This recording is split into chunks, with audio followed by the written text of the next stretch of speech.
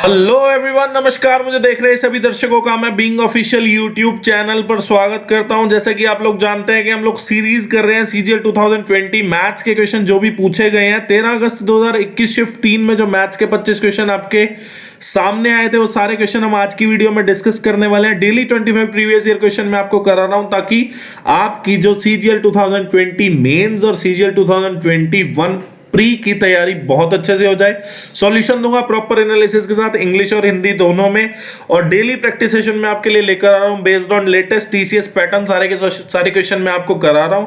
कल मैं इसलिए वीडियो नहीं डाल पाया क्योंकि लोडी का घर पे कुछ प्रोग्राम था, तो मैं being a Punjabi family member तो हम लोग बहुत ज्यादा इन्वॉल्व होते हैं इस त्योहार में, तो इसलिए थोड़ा सा मैं निकल नहीं पाया। बहुत ट्राई किया मैंने सारा दिन कि यार मैं थोड़ा निकल के अलग से स्पेस बना के रिलेटिव्स को साइड में रख के मैं वीडियो बना लूं, पर मुझे टाइम नहीं लग पाया कल वीडियो बनाने का।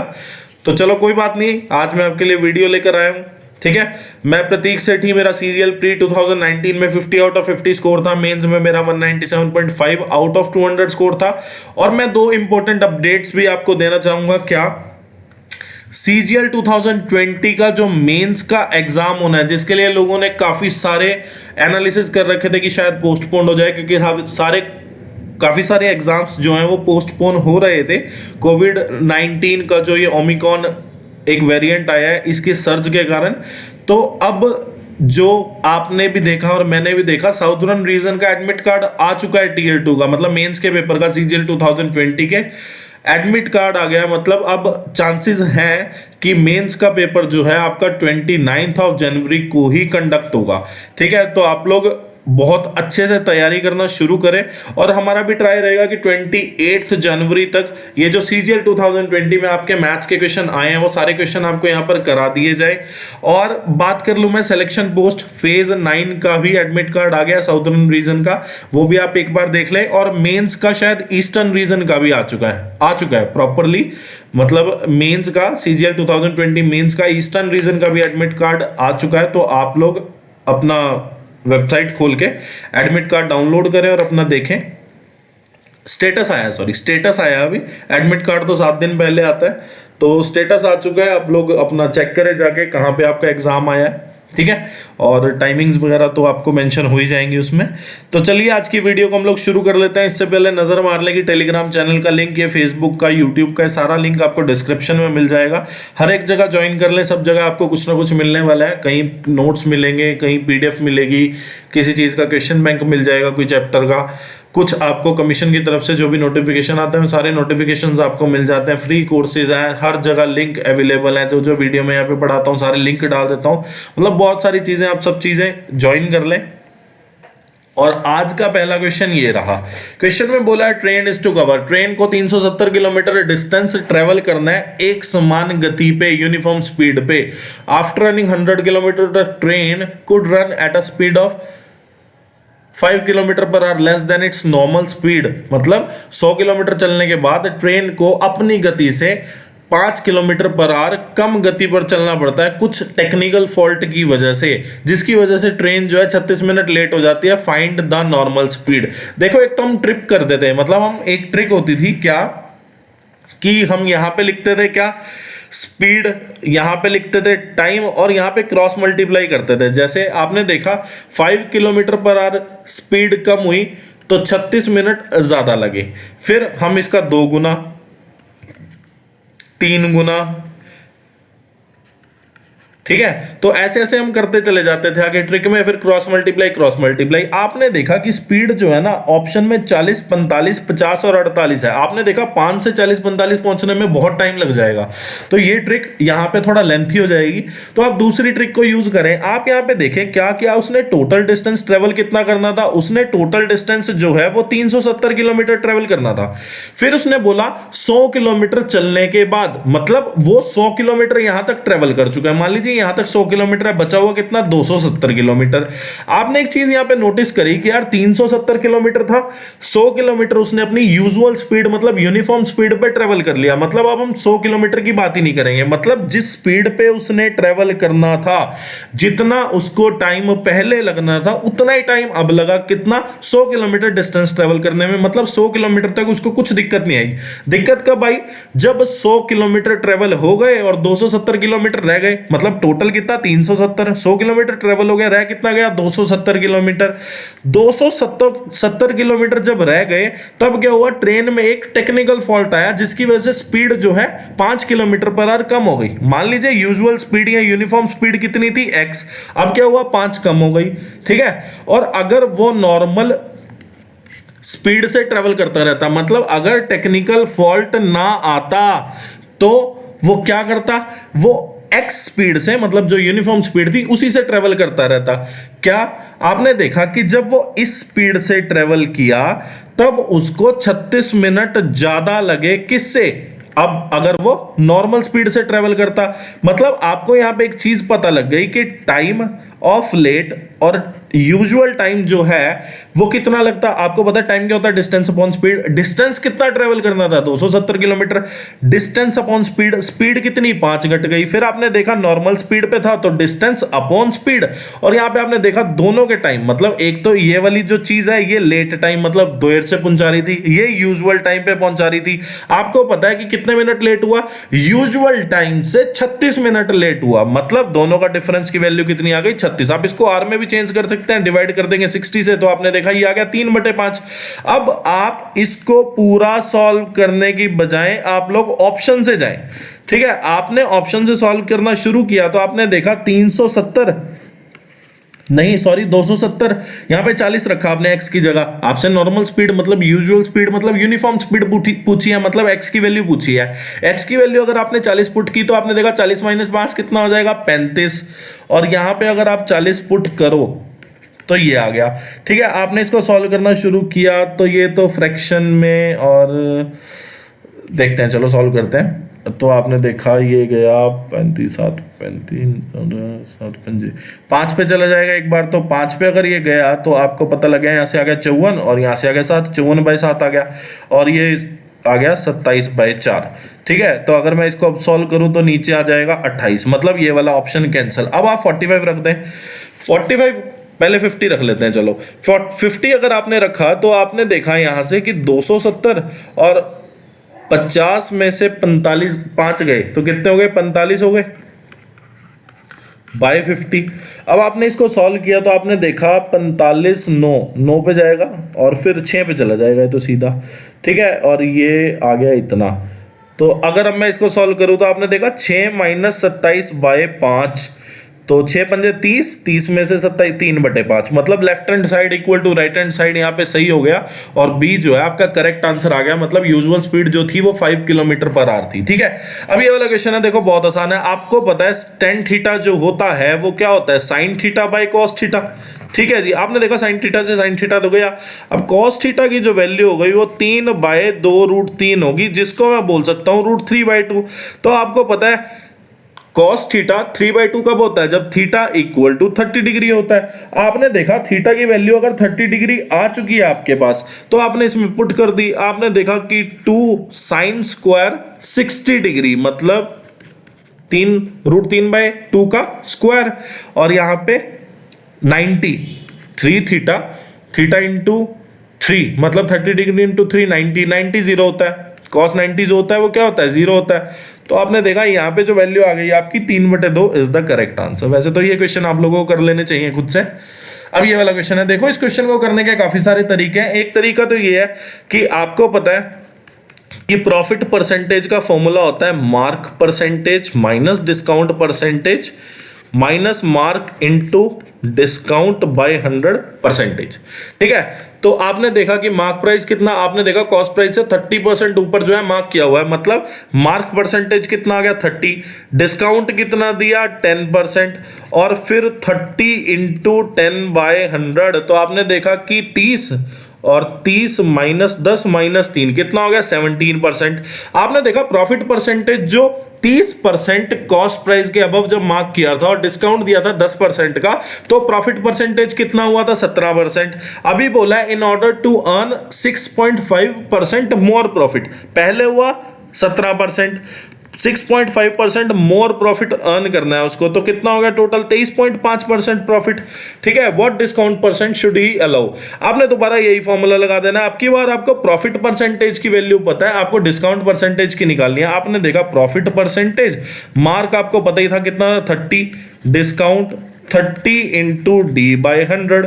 तो आपने देखा कि ये इधर चला जाएगा, इधर सब पॉजिटिव में हो जाएगा, पॉजिटिव में हुआ तो आपने देखा कि ये 13 डी बाई 100 हो गया, और यहाँ पे कितना आ जाएगा, यहाँ पे आ जाएगा 6.5, और आपने इसको सॉल्व किया तो यहाँ पे आ गया 0.5, सॉरी यहाँ पे एक जीरो कम, तो डी की वैल्यू कितनी आ गई, आपने देखा 0.5 इंटू 10 कितना हो जाएगा 5%, मतलब डिस्काउंट कितना दिया 5%। आसान क्वेश्चन है। या फिर आप वैल्यू भी लेट करके कर सकते थे। आपने देखा क्या कॉस्ट प्राइस जो है 100, ठीक है, और मार्क प्राइस कितना हो जाएगा आपको पता है 30% इंक्रीज करके रेट लिखा है, तो आपने देखा 130 हो गया मार्क प्राइस।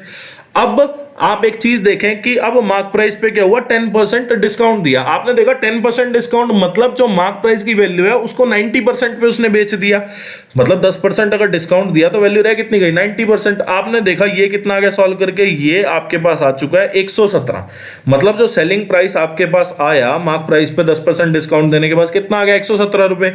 तो आपने देखा कितना प्रॉफिट हुआ, आपने देखा 17% का प्रॉफिट हुआ। कैसे पता चला, आपको पता है कि आपने कॉस्ट प्राइस 100 लेट किया, सेलिंग प्राइस 117 आ गया, तो प्रॉफिट परसेंटेज कितना आ गया, selling price minus cost price by cost price into 100, तो आपको पता चल गया प्रॉफिट परसेंटेज कितना हो गया 17।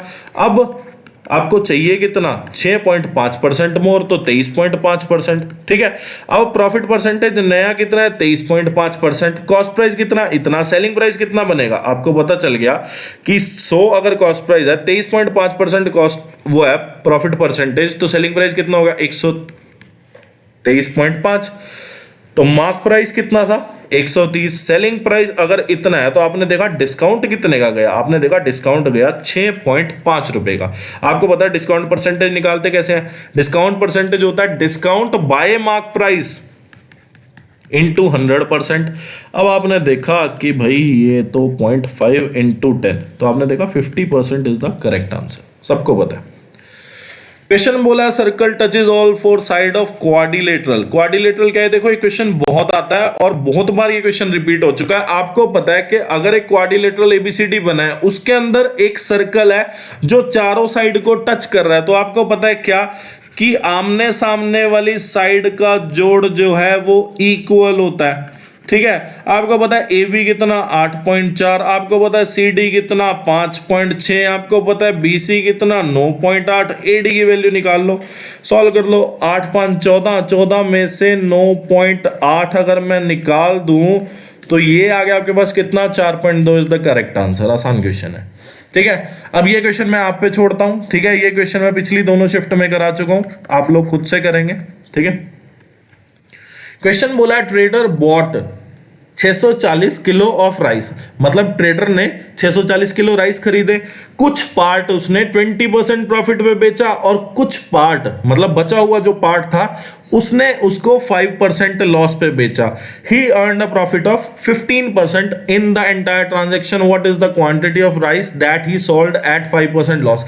आपने देखा दो तरह की राइस है, मतलब राइस जो है एक तरह की है, उसने दो तरीके से उसको बेचा, मतलब दो पार्ट करके बेचा। पहले पार्ट में उसने क्या किया 20% प्रॉफिट कमाया, दूसरे पार्ट पे उसने क्या किया 5% लॉस। आपने अगर प्रॉफिट को प्लस में लिख लिया है तो आप जब लॉस को रिप्रेजेंट करेंगे रिलेटिवली तो आप उसको माइनस में ही करेंगे ऑब्वियसली। अगर मान लो 5% प्रॉफिट होता तब तो आप प्लस 5% लिखते। अब आपने देखा 5% लॉस है, आप 5% नहीं लिखेंगे, आप माइनस 5% लिखेंगे।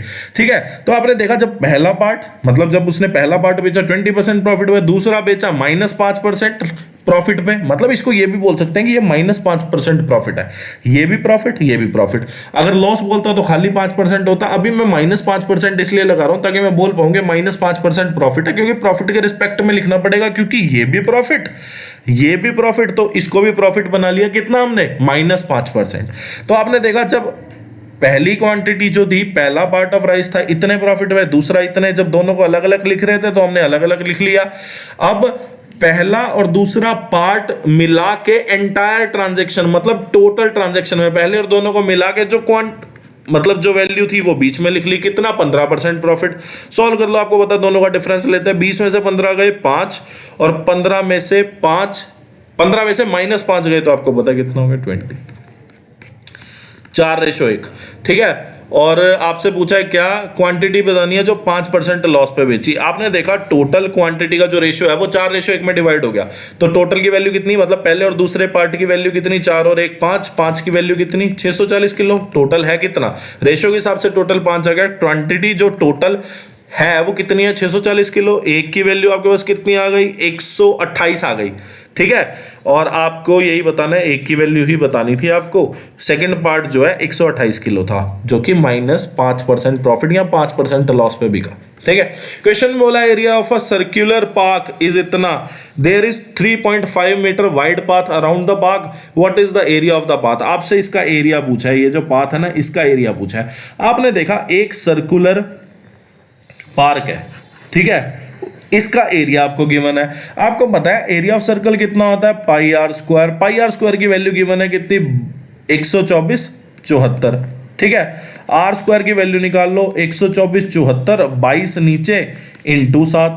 ठीक है, तो आपने जब इसको सॉल्व करना है तो आपने यहाँ पे देख लेनी है एक चीज कि ये जब 22 पे मैं इसको काटूंगा तो यहाँ पे कितना आएगा 22 पे अगर मैं इसको काट दूं, एक second let me check, 12474 divide by 22, ये आपके पास आ गया कुछ 567। ठीक है, तो 567 को अगर मैं देखूं कि 7 के हिसाब से पेयरिंग बनानी है तो ये लिखा हुआ है कुछ 81 × 7। ठीक है, तो आपने देखा r² = 81 × 49 लिखा है, तो r की वैल्यू कितनी हो गई आपको पता है, अंडर रूट डाल दो तो 81 का √9 और 49 का कितना 7 हो गया। तो रेडियस की वैल्यू जो है आपके पास 63, मतलब इसकी रेडियस जो है आपके पास 63 सेंटीमीटर आ गई। और आपको पता है इसकी जो वैल्यू है वो कितनी है 3.5 मीटर आएगा, क्योंकि सारी यूनिट मीटर में है। ये कितना है 3.5 मीटर। ठीक है, आपको पूछा है area of the path. Area of the path निकाल लो। आपको पता है कि यहां से लेके अब जो बड़े सर्कल की रेडियस है वो कितनी होगी 63 में अगर मैं 3.5 जोड़ू तो 66.5 होगी। ठीक है, अगर मैं बड़े सर्कल का एरिया माइनस कर दूं छोटे सर्कल से तो आपको एरिया ऑफ पाथ आ जाएगा। तो आपने देखा पाई कॉमन ले लिया और 66.5 का स्क्वायर -63 का स्क्वायर आ गया। ठीक है, तो पाई की वैल्यू जो आ गई, अब देखो a² - b² लिखा हुआ है तो आप इसको तोड़ लो a - b a + b में। आपने देखा एक बार तो 3.5 लिखना पड़ेगा और एक बार 129.5 आ जाएगा आपका।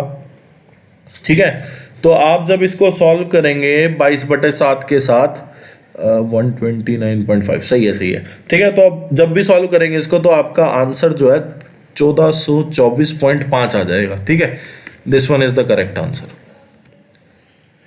अब ये क्वेश्चन है, देखो आपको पता है कि अगर x की पावर 4 + 1/x की पावर 4 की आपको वैल्यू दी है, x - 1/x अगर आपको निकालना है तो सबसे पहले आपको यहां से कहां जाना पड़ेगा। आपको पता है कि मुझे सबसे पहले x की पावर 4 + 1/x की पावर 4 से सबसे पहले मेरा क्या बनेगा x² + 1/x²। कैसे, मैंने यहां भी 2 ऐड कर दिया और मैंने यहां भी 2 ऐड कर दिया। तो आपने देखा ये जो लिखा हुआ है वो यही लिखा हुआ है x² + 1/x² का होल स्क्वायर।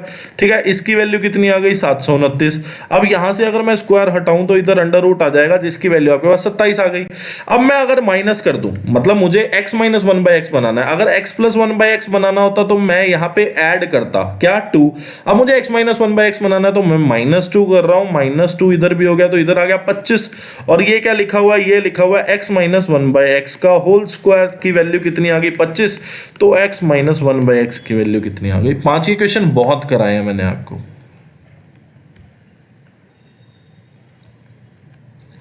क्वेश्चन में बोला है एक ABC ट्राइंगल है जिसमें C पे जो है 90 डिग्री है, तो हमने ऐसे बना लिया, चलो ठीक है। अब आपने देखा कि AB की वैल्यू आपको 10 सेंटीमीटर दे दी, AC की वैल्यू आपको 2 √10 सेंटीमीटर दे दी। आपसे पूछा है ए क्यू की वैल्यू, जबकि क्यू जो है मिड पॉइंट है, ठीक है। तो आपने देखा क्यू अगर मिड पॉइंट है तो ए क्यू की वैल्यू आपसे पूछी है, ठीक है जी। आपने क्या किया, सबसे पहले आपको ए बी पता है, आपको ए सी पता है, तो आप बी सी निकाल लेंगे। कैसे? पाइथागोरस थ्योरम से। आपने 100 में से आपने क्या देखा, ए बी का स्क्वायर कितना 100, ए सी का स्क्वायर कितना 40, 100 में से 40 गए 60, 60 का अंडर रूट कितना हो जाएगा आपको पता है? 60 का जो अंडर रूट होगा वो 4√15 होगा, सॉरी 2√15, ठीक है। तो ये 2√15 आ गया, तो ये √15 आ गया और ये भी √15 आ गया, क्योंकि दोनों इक्वल होंगी, क्योंकि Q जो है मिड पॉइंट है। अब आप AC की वैल्यू निकाल सकते हैं बड़े आराम से, सॉरी AQ की जो वैल्यू होगी वो क्या होगी? AC का स्क्वायर कितना हो जाएगा 40, CQ का स्क्वायर कितना हो जाएगा 15, तो ये आ गया √55। आसान क्वेश्चन है। अब ये वाला क्वेश्चन है, देखो सॉल्व करते हैं। आपको पता है सबसे पहले क्या करेंगे हम लोग, स्क्वायर करेंगे। तो अगर मैंने लेफ्ट हैंड साइड और राइट हैंड साइड दोनों साइड स्क्वायर किया तो आपको पता है a माइनस बी का होल स्क्वायर क्या होता है? a² + b² minus 2ab। तो आपने देखा 2 × x × 1/x equal to, right hand side में तो स्क्वायर करेंगे तो 1 ही आएगा। तो आपने देखा x² + 1/x² की वैल्यू आपके पास कितनी आ गई? यहाँ से 3। अब दोबारा स्क्वायर कर दो, x⁴ + 1/x⁴, इधर आ जाएगा 3 का स्क्वायर 9 माइनस 2 कितना 7। अब एक बार और फिर स्क्वायर कर दो, की जाता है साडा 47 इज द करेक्ट आंसर। अब ये वाला क्वेश्चन है, ठीक है। तो ये वाला क्वेश्चन आप लोग खुद से करना, as it is same question first shift में आ चुका है, जस्ट वैल्यू का डिफरेंस है, ठीक है। तो आपकी प्रैक्टिस होना मस्ट है। पिछली बार यहाँ पे मेरे से भी गलती हो गई थी, पर आप लोग गलती नहीं करेंगे। सबसे पहले आप लोग इस ब्रैकेट को सॉल्व करेंगे, फिर ऑफ के साथ मल्टीप्लाई करेंगे। यही मुश्किल चीज है थोड़ी, ठीक है, कोई दिक्कत वाली बात नहीं। क्वेश्चन में बोला था radii of 2 concentric circle are 12 centimetre और 13 सेंटीमीटर, ए बी जो है डायमीटर है और बी डी जो है टेंजेंट है। चलो हमने देखा क्या कि ए बी जो है पहले तो डायमीटर है, ठीक है, बिगर सर्कल की। ए बी जो है डायमीटर है बिगर सर्कल की, और बी डी जो है टेंजेंट है स्मॉलर सर्कल पे, टचिंग इट एट डी, मतलब ये जो पॉइंट है ये डी आ गया। Find the length A D, अच्छा मतलब इसकी लेंथ आपको फाइंड करनी है। चलिए सही है, क्वेश्चन कर लेते हैं। देखो बड़ा आसान क्वेश्चन है। सबसे पहले आप क्या काम करेंगे, आपने देखा कि सेंटर दोनों सर्कल का ये होगा। कॉन्सेंट्रिक सर्कल वही होते हैं जिनका सेंटर सेम होता है, ठीक है। आपने क्या किया, पहले तो जो टेंजेंट है ना इसको सेंटर से ज्वाइन किया, ठीक है। आपने ज्वाइन किया तो आपको पता है क्या कि टेंजेंट और सेंटर के बीच में जो एंगल बनता है वो 90 डिग्री का बनता है, ठीक है। टेंजेंट जो है सेंटर पे अगर एंगल बनाता है कोई तो वो 90 डिग्री आता है। पहले तो आपको 90 डिग्री पता चल गया। आपको पता है ये कितना है 13, ठीक है, और यहां से लेके यहां तक कितनी है 12, तो ये कितनी होगी 5। आपको पता है 5 12 13 का ट्रिपलेट होता है, मतलब बीडी की वैल्यू आपके पास आ चुकी है कितनी 5। उसके बाद अगर मैं देखूं कि ये लाइन को मैं प्रोड्यूस करूं, बीडी को अगर मैं प्रोड्यूस करूं ई तक, तो आपने देखा कि मैं इसको जोड़ देता हूं। अब यहां से मैंने क्या किया, ए को ई से मिला दिया। अब आपको पता है डायमीटर जो है सरकमफ्रेंस पे कितना एंगल बनाता है 90 डिग्री। अगर मैं बात करूं कि ट्रायंगल बीडीओ जो है वो सिमिलर हो जाएगी किससे, ट्रायंगल बीईए से। क्यों हो जाएगी, क्योंकि एंगल बी तो कॉमन ही है और angle BDO equal to angle BEA है कितना 90 डिग्री के। तो आपको पता चल गया बाय ए सिमिलैरिटी दोनों ट्रायंगल आपस में सिमिलर हो गई।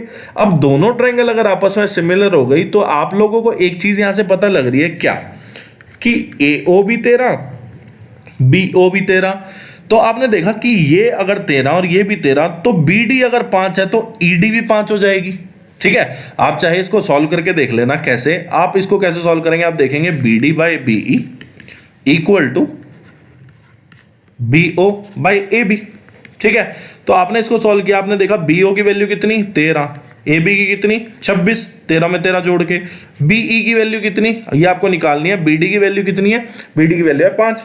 तो आपने देखा ये गया 2 पे 5 दूनी 10 हो गया, मतलब BE पूरा 10 हो गया, जिसमें से BD अगर 5 है तो ED भी 5 हो जाएगा, ठीक है।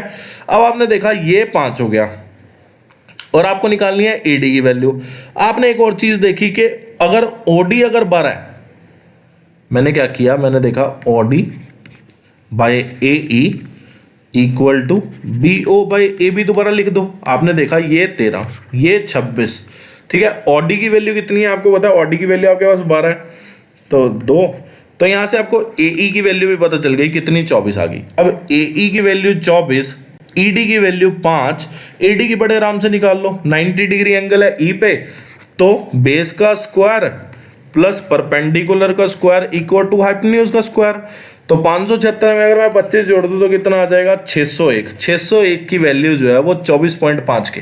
आपने देखा कि 576 जो होता है 24 का होता है स्क्वायर, और 676 जो है वो, अच्छा 625 जो है वो 25 का स्क्वायर होता है, मतलब ये ऊपर चला गया 24 और 25 से नीचे ही है, तो 24.5 इज द करेक्ट आंसर। और वैसे भी आप लोग याद रखेंगे क्या कि अगर बी ओ की वैल्यू ए ओ के इक्वल है तो बी डी जो है वो ई डी के इक्वल हो जाएगा, और ओ डी जो है वो मतलब ए ई जो है ए ई ये ओ डी के डबल हो जाएगा मिड पॉइंट थ्योरम से।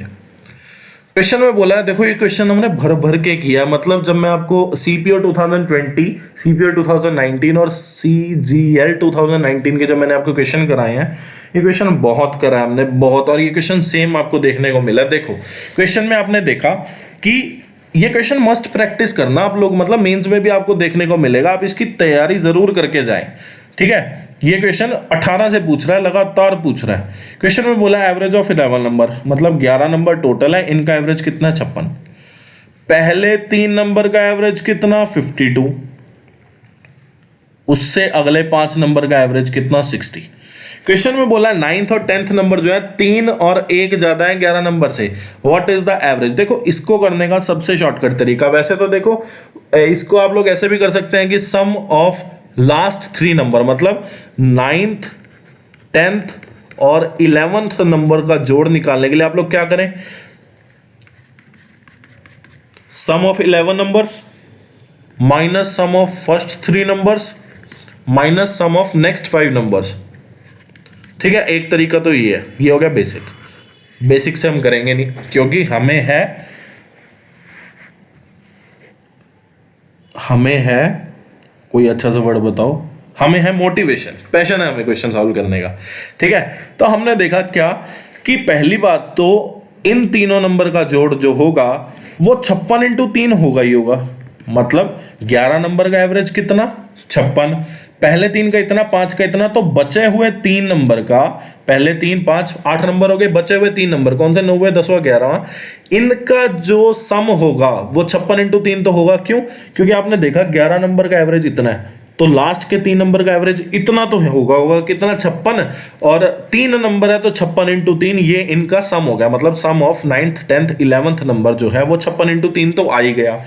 उसके बाद आपने देखा कि पहले 3 नंबर का जो है ना एवरेज 4 कम है, और उससे अगले 5 नंबर का जो है एवरेज 4 ज्यादा है, मतलब जो 9वां 10वां और 11वां नंबर का जो सम था वो इतना ज्यादा था कि उसने इन 3 नंबर को 4 डोनेट किया, तब जाके 56 एवरेज बना इन 3 नंबर का भी। तो आपने देखा कि एवरेज कितना डोनेट किया, 4, कितने बंदों को, 3 को, तो आपने देखा कि 12 ज्यादा था सम किसका, 9वां 10वां 11वां नंबर का।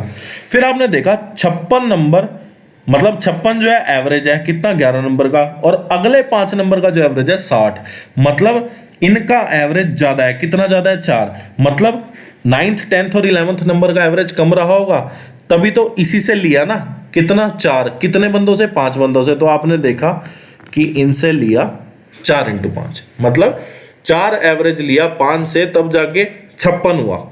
तो आपने इसको सॉल्व कर लिया, आपने देखा कि 118 प्लस 12 माइनस 20, तो 1 सेकेंड कुछ गड़बड़ हुई है शायद,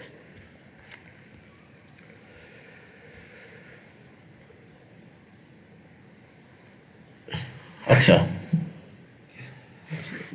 एवरेज ऑफ 11 नंबर इतना, तो 118 में से 1 सेकेंड, 118 तो गलत हो गया कैलकुलेशन, तो 56 इंटू 3 कितना हो जाएगा 168, सॉरी, ठीक है। तो 168 माइनस 8 कितना हो गया 160, मतलब 9th नंबर और 10th नंबर और 11th नंबर को अगर मैं जोड़ूं तो कितना हो गया 160। अब आपको पता है 11th नंबर से जो है 9th नंबर 3 ज्यादा है, आपने क्या किया 11th नंबर को a मान लिया, तो 9 नंबर कितना हो गया a प्लस 3 और 10th नंबर कितना a plus 1 plus a equal to 160। 3a plus 4 equal to 160, तो 3a की वैल्यू कितनी हो गई 156, तो a की वैल्यू कितनी हो जाएगी 52, ठीक है। आपसे पूछा है क्या 9th और 11th नंबर का एवरेज, ठीक है। तो आपने देखा 11th नंबर कितना आ गया 52, 9th नंबर जो है 3 ज्यादा है, तो 52 प्लस 55 ये आ गया सम ऑफ 9th और 11th नंबर, इनका एवरेज निकाल लो बटे 2 करके, तो आपने देखा कि पॉइंट में आएगा, पॉइंट भी कितना आएगा 53.5 इज द करेक्ट आंसर, ठीक है। आसान क्वेश्चन है, कोई दिक्कत नहीं। अब ये वाला क्वेश्चन, आप यहां से एक चीज देखो, पहले तो आपने देखा ये 2x का क्यूब है, ठीक है, और यहां पे लिखा हुआ है ऐसे, तो अगर मैं इसको इस फॉर्म में बना लूं, किसमें 2x माइनस 1/x की फॉर्म में, तो क्या करना पड़ेगा x से डिवाइड। अगर मैंने x से डिवाइड किया तो आपने देखा यहां से ये आ गया और फिर ये आ गया और फिर ये आ गया, आपने देखा 2x माइनस 1/x फॉर्म बन रही है। अब इसको सॉल्व कर दो, दोनों साइड क्यूब किया, आपने दोनों साइड क्यूब किया तो a cube minus b cube minus 3ab a minus b, ठीक है। और यहाँ पे कितना आ गया 8 का क्यूब कितना हो जाएगा 512 हो जाएगा। तो अब आपने इसको सॉल्व किया तो आपने देखा कि ये है 6 और इसकी वैल्यू कितनी है 8, 2x माइनस 1/x की वैल्यू 8 है, 6 8 जा 48, तो मतलब यहाँ पे 512 में अब आपको 48 जोड़ना पड़ेगा, तब जाके आपकी वैल्यू 560 हो जाएगी, इज द करेक्ट आंसर। अब ये वाला क्वेश्चन है, क्वेश्चन बोला अतुल ने परचेज किया ब्रेड इतने का और उसने 100 रुपए दिए, 100 रुपए का नोट दिया किसको, दुकानदार को। अब आपने देखा ब्रेड इतने का 100 रुपए का नोट दिया, तो दुकानदार कितने रुपए वापस करेगा 80 रुपीज वापस करेगा। उसने the shopkeeper gave the balance money in coins of denomination, 2 रुपए का सिक्का दिया, 5 का दिया और 10 रुपए का सिक्का दिया, किस रेशो में 5:1, 4:1 में, ठीक है। तो आपने देखा 2 रुपए का सिक्का, 5 रुपए का सिक्का, 10 रुपए का सिक्का, किस अनुपात में 5:4:1 में। तो आपने देखा 2 रुपए के 5 सिक्के, 2 × 5 कितना 10, 5 रुपए के 4 सिक्के, तो आपने देखा कितने हो गए 20, 10 रुपए का 1 सिक्का, क्या करो आप मल्टीप्लाई कर लो ना, आपने देखा 2 रुपए के 5 सिक्के, तो टोटल कितने रुपए हो गए 10, 5 रुपए के 4 सिक्के टोटल हो गए 20, 10 रुपए का 1 सिक्का तो 10 रुपए हो गए, और टोटल रुपए उसने देने कितने हैं वापस दुकानदार ने 80। तो आपने देखा 40 की वैल्यू जो है वो कितनी आ गई 80, 1 की वैल्यू 2। अब 1 की वैल्यू अगर 2 आ गई तो आपसे पूछा गया how many 5 rupees coin, 5 rupees coin है कितने, तो आपने देखा 4 की वैल्यू कितनी 8। मतलब मैंने x से सॉल्व नहीं किया, मैंने डायरेक्ट सॉल्व कर लिया, वरना लोग क्या करते हैं 5x 4x x मान के इसको सॉल्व करते हैं, तो थोड़ा अच्छा नहीं लगता हमें। अब यहाँ पे आपने देखा कि अल्फा की वैल्यू जो है क्वेश्चन में है और ऑप्शन में अल्फा की वैल्यू नहीं है, मतलब अल्फा से इंडिपेंडेंट है क्वेश्चन, तो आप अल्फा को कुछ भी मान लो। मैंने माना 0, 0 इसलिए माना क्योंकि मुझे पता है tan 45 फिर 1 रह जाएगा, cot 45 भी 1 हो जाएगा। अब आपने देखा कि cos 19 डिग्री को जो बोलते हैं वो sin 90 माइनस 19 मतलब sin 71 बोलते हैं, तो 2 sin 71 और 2 sec 19 को आपको पता है cosec 71 बोलते हैं, ठीक है। ये तो कट गया, ऊपर हो गया 2 × 2 4, ठीक है। और tan 12 को बोलते हैं cot 78 डिग्री, और cot अगर 78 हुआ यहाँ तो cot जो होता है वो कितना होता है 1/10 78, मतलब ये कटा और ये इससे कटा, तो 1 - 4 - 3 is the correct answer. Question में बोला है ABC divide a certain some of money among themselves, the average of the amount with them is इतने रुपए, share of A is 10:2/3% more than share of B and 33 less than share of A। Share पूछा है, देखो आपने देखा कि 10 सही 2/3% की वैल्यू कितनी हुई 30, 32 और नीचे से मैंने परसेंट हटाया तो नीचे 100 लगाना पड़ेगा, तो आपने देखा ये कितना आ गया, आपने देखा ये 4 पे चला जाएगा, 8/75 हो गया, ठीक है। मतलब बी का जो है वो इतना है और ए का बी से 8 ज़्यादा है, तो आपने देखा कि ए रेशो बी कितना आ गया, आपने देखा बी से ए जो है 8 ज़्यादा है, तो आपने देखा कि बी की वैल्यू तो 75 आ जाएगी। जो भी डिनोमिनेटर में होता है उस पे वैल्यू पता चलती है, मतलब शेयर ऑफ ए जो पता चल रहा है आपको इतना percent more than share of B, मतलब बी से पता चल रहा है, तो जिससे पता चलता है उसको हम लोग डिनोमिनेटर में लेते हैं। तो न्यूमरेटर में क्या आ जाएगा, जिससे हमने पता किया है उससे डिनोमिनेटर कितना ज्यादा है, मतलब न्यूमरेटर डिनोमिनेटर से कितना ज्यादा है। आपने देखा 75 से ज्यादा 8 कितना 83, तो मेरे पास ए रेशो बी आ गया।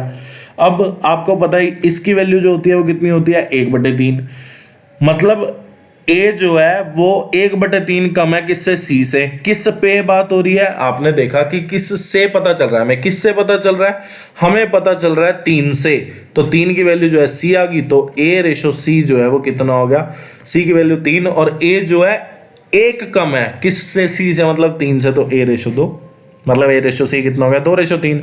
अब ए रेशो बी रेशो सी आप लोग बनाएं, आपको पता है ए कॉमन है दोनों साइड, तो ए को इक्वल बना लो। ए को इक्वल बनाने के लिए यहाँ पे 2 से मल्टीप्लाई पर 83 से मल्टीप्लाई करना पड़ेगा, तो रेशो क्या तैयार होती है, अब आपके पास रेशो जो तैयार होगी वो तैयार होगी 166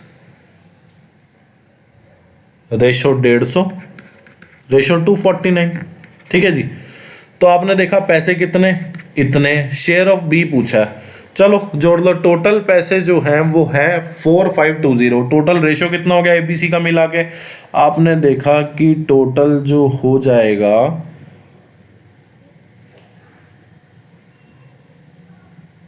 वो हो जाएगा 565, ठीक है। अच्छा, the average of the amount है, देखो ये चीज पढ़नी रह गई थी, मतलब ए बी सी में जो पैसा डिवाइड हुआ है उसका एवरेज, मतलब ए बी सी का एवरेज जो है वो इतना निकला, तो ए बी सी का टोटल कितना निकला इंटू 3, 60, 135, ठीक है। तो ए बी सी की टोटल वैल्यू रेशो के हिसाब से कितनी आ गई, इतनी, पैसों में आ गई इतनी, एक की वैल्यू कितनी आ गई। अब आप देखेंगे कि एक की वैल्यू आपके पास आ जाएगी, यही लिख लो नीचे 565, और आपसे पूछा गया बी की वैल्यू, बी की मतलब 150 की वैल्यू आपसे पूछी है, तो 150 की अगर आपसे वैल्यू पूछी है तो इसको सॉल्व कर लो फिर। 13560 इंटू 150 डिवाइड बाय 565, 3600 आ जाएगा, ठीक है। तो 150 की वैल्यू कितनी आ गई, 3600 रुपए इज द करेक्ट आंसर। अब ये वाला क्वेश्चन है, आपने देखा मैन और विमेन का एफिशिएंसी का रेशो कितना दिया है, 3:2। मैंने आपको बताया था क्वेश्चन में दिया है क्या मैन और विमेन अगर साथ में मिलकर काम करें तो 66 डेज में कर लेते हैं, और ये बताना है 6 मैन और 2 विमेन अगर काम करेंगे तो कितना टाइम में कर लेंगे। मैंने आपको बोला था जिसके दिन दिए हो उसकी रेशियो ऑफ एफिशिएंसी से मल्टीप्लाई था। जब मैंने टाइम एंड वर्क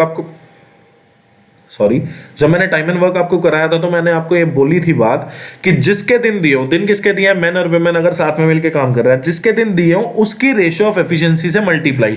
आपने देखा मैन और वुमेन के दिन दिया तो इसकी रेशियो ऑफ एफिशिएंसी से मल्टीप्लाई। आपने देखा कि मैन की एफिशिएंसी 3, वुमेन की कितनी 2, दोनों को जोड़ दो कितना 5, इनकी रेशियो ऑफ एफिशिएंसी कितनी आ गई टोटल 5। और जिसकी दिन निकालने हो, मतलब जिसके दिन दिए हो उसके रेशियो ऑफ एफिशिएंसी से मल्टीप्लाई, जिसके दिन निकालने हो उसकी रेशियो ऑफ एफिशिएंसी से डिवाइड कर दो। तो दिन किसके निकालने, 6 मैन और 2 वुमेन के, तो 6 मैन, तो आपने देखा 6 × 3 2 × 2 18 4 22, मतलब अब जो एफिशिएंसी हो गई टोटल 6 मैन और 2 वुमेन की कितनी हो गई 22। तो आपने देखा 15 दिन में काम जो है वो डन हो जाएगा। अब ये वाला क्वेश्चन है, आप लोग थीटा की वैल्यू पुट कर करके निकाल लो, सबसे आसान है। देखो पहली बात तो 20 डिग्री की आपको वैल्यू नहीं पता, आप इसको पुट ही मत करो। आपने क्या किया, सबसे पहले 30 डिग्री पुट किया, ठीक है। आपने जब 30 डिग्री पुट किया तो आपने देखा sec 30 ये आ जाएगा आपका 2/√3 और cos 30 √3/2 4√3 इक्वल टू 0, ठीक है। तो आपने देखा ये कितना हो गया 2√3 और यहाँ पे √3, तो 2√3 2√3 4√3 माइनस पहली वैल्यू में ही सेटिस्फाई हो गया। और बताइए क्या चाहिए आपको। क्वेश्चन में बोला टू इक्वल सम्स, मतलब प्रिंसिपल जो है दोनों में सेम है। Were lent on the simple interest, उधार दिए गए, मतलब दो इक्वल सम्स, दो इक्वल प्रिंसिपल जो है उधार दिए गए, सिंपल इंटरेस्ट इतने इतने में। फर्स्ट सम जो है रिकवर्ड किया गया सेकंड सम के 2 साल बाद, और अमाउंट इन ईच केस इतना, कितना। तो आपने देखा कि जब प्रिंसिपल दोनों बारी सेम है, अमाउंट दोनों बारी सेम है, तो सिंपल इंटरेस्ट भी तो दोनों बारी सेम होगा। आपने देखा सिंपल इंटरेस्ट अगर दो बारी सेम है, तो आपने देखा पहली बारी सिंपल इंटरेस्ट कितना, P इंटू आर कितना है, आपने देखा रेट ऑफ इंटरेस्ट कितना 6, टाइम कितना, टाइम जो सेकंड वाले सम को लगा उससे 2 साल ज्यादा। आपने मान लिया सेकंड वाले सम को टाइम लगा T, तो इसमें कितना लगा T+2, और इसमें भी प्रिंसिपल सेम था, रेट इतना है, टाइम कितना T लगा। अब आपने इसको सॉल्व किया, आपने देखा इधर लिखा हुआ है 60 + 12, इधर लिखा 10T, तो 40 की वैल्यू 12 और 10 की वैल्यू कितनी, 3 साल। ठीक है, तो मतलब पहला सम जो था वो 5 साल के लिए उसने लेंट पे दिया था, दूसरा सम जो था 3 साल के लिए दिया। What was the sum in each scheme.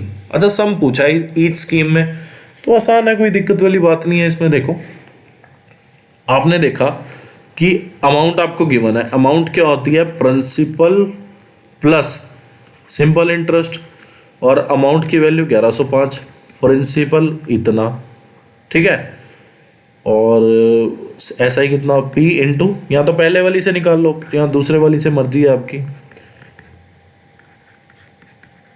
ठीक है, तो आपने देखा कि ये लिखा हुआ है 3P/10, मतलब टोटल कितना हो गया 13P/10, इसकी वैल्यू आ गई 1105। ठीक है, ये 13 पे कितने पे जाएगा, ये जाएगा 13 पे, एक सेकेंड, पहले गया 8 पे, 104 5 पे, ठीक है, इंटू 10, तो प्रिंसिपल की जो वैल्यू आ गई आपके पास 850 रुपीज आ जाएगी। आसान क्वेश्चन है, कोई दिक्कत नहीं है। देखो ये क्वेश्चन बहुत अच्छा है। Find the greatest value of B. आपने एक चीज देखी, पहली बात तो आपको पता है sum of odd digits minus sum of even digit जो है 11 का मल्टीपल होना चाहिए या 0 होना चाहिए। आपने देखा कि सम ऑफ ऑड डिजिट कितना आ जाएगा, 3A और 8, मतलब 11 + A आ गया। सम ऑफ इवन डिजिट कितना आ जाएगा, आपने देखा सम ऑफ इवन डिजिट आया 0 + 6 + B, तो ये कितना आ गया B + 6। इन दोनों का डिफरेंस जो है या तो 0 होना चाहिए या 11 या 22, मतलब 11 का मल्टीपल होना चाहिए। आपने यहाँ से एक चीज देखी, क्या आप देख रहे हो यहाँ पे कि 5 + A - B की वैल्यू 0 दी है। ठीक है, अगर हम 0 पे चेक करें तो आपने देखा A - B कितना हो गया, -5। -5 आप ले नहीं सकते, क्यों, क्योंकि 2 नंबर का डिफरेंस कभी भी नेगेटिव नहीं होता डिविजिबिलिटी रूल में। तो आपने देखा 0 के बाद यहाँ पे -5 आ गया। आप क्या करो, यहाँ पे 0 की जगह आप 11 मान लो, तो 11 अगर यहाँ पे होता तो -5 कितना हो गया, 6 हो गया। अब A - B 6 आ गया। आपसे पूछा greatest value of B। Greatest value of B तभी आ सकती है यहाँ पे जब A की मैक्सिमम वैल्यू कितनी, 9 अगर मैं मानूं, तो B की वैल्यू यहाँ से कितनी आ जाएगी, आपने देखा B की वैल्यू जो है यहाँ से 3 आ जाएगी। वरना अगर मैं, आप देखें एक चीज, क्या आप अगर देखें कि अगर मैं यहाँ पे A की वैल्यू मानता क्या 8, तो B की वैल्यू 2 आती, 7 मानता 1 आती, 6 मानता B की वैल्यू 0 आती। उसके बाद A की मैं कुछ और वैल्यू मान ही नहीं सकता था। अगर मान लो मैं यहाँ पे A की वैल्यू 4 मानता, ठीक है, तो यहाँ पे 6 बनाने के लिए -2 होता, और B जो है सिंगल डिजिट नंबर है, A और B जो है सिंगल डिजिट नंबर है ना, तो ये माइनस में होते, मतलब यहाँ पे कोई एक नंबर है, मान लो ये 7 5 8 9, क्या 6 यहाँ पे नेगेटिव है, क्या यहाँ 6 डबल डिजिट नंबर है, कुछ भी नहीं है ना। A जो है सिंगल डिजिट नंबर है, तो यहाँ पे नेगेटिव नहीं हो सकता, कुछ नहीं हो सकता, तो A की वैल्यू हर हाल में 9 होनी चाहिए, उससे B की वैल्यू जो है 3 हो जाएगी। क्वेश्चन बोला in which year the number of student enrolled in institute A is X% less than the number of student enrolled in institute B in the same year. आपने देखा बात किस किस पे हो रही है, ऑप्शन में 14 15 16 17। चलो हम 14 को पहले सॉल्व करते हैं। आपने देखा इंस्टीट्यूट A में कितने बच्चे कम है, आपने देखा इंस्टीट्यूट A में 65 बच्चे कम है, किससे, B से।